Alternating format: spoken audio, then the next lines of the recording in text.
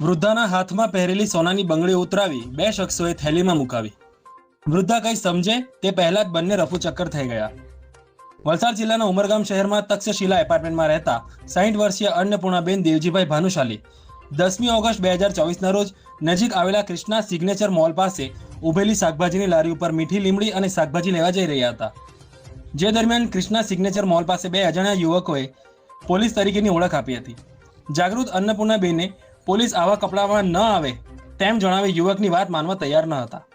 જે બાદ યુવકોએ 2 દિવસ પહેલા આ વિસ્તારમાં મહિલાને છરો મારી બંગડી ઘરેણાઓ લૂંટ કરી આરોપીઓ ભાગી ગયા હોવાની ઘટના બની હોવાનું જણાવી અન્નપૂર્ણાબેનને વિશ્વાસમાં લીધા હતા. અજાણ્યા યુવકોએ અન્નપૂર્ણાબેનને પહેરેલી બંગડીઓ ઉતારી તેમની થેલીમાં મૂકવા યુવકોએ જણાવ્યું હતું. ત્યારબાદ વૃદ્ધાએ પહેરેલું મંગળસૂત્ર સોનાનું છે કે તેમ પૂછતા વૃદ્ધાએ કોઈ જવાબ આપ્યો ન હતો.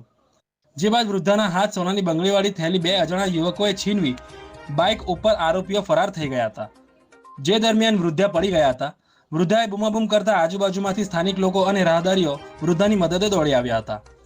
સ્થાનિક યુવકોએ બાઇક ઉપર ચીલ ઝડપ કરી ભાગી જનાર અજાણ્યા યુવકોનો પીછો કરવાનો પ્રયાસ પણ કર્યો હતો.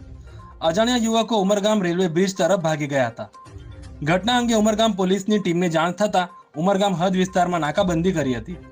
મહિલાએ આપેલા વર્ણનવાળા ઈસમોને ઝડપી પાડવા ચક્રો ગતિમાન કર્યા છે.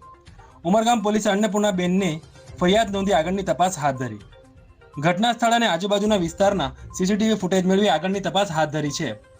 ઉમરગામ પોલીસે 15થી વધુ શંકાસ્પદ લોકોની પૂછપરછ કરવામાં આવી હતી. 10 ઓગસ્ટના લોકેશન ચકાસણી કરવામાં આવ્યા હતા. ઉમરગામ પોલીસે મહારાષ્ટ્ર પોલીસની મદદ લઈને કેસમાં સંડોવાયેલા આરોપીની શોધખોળ હાથ ધરી છે.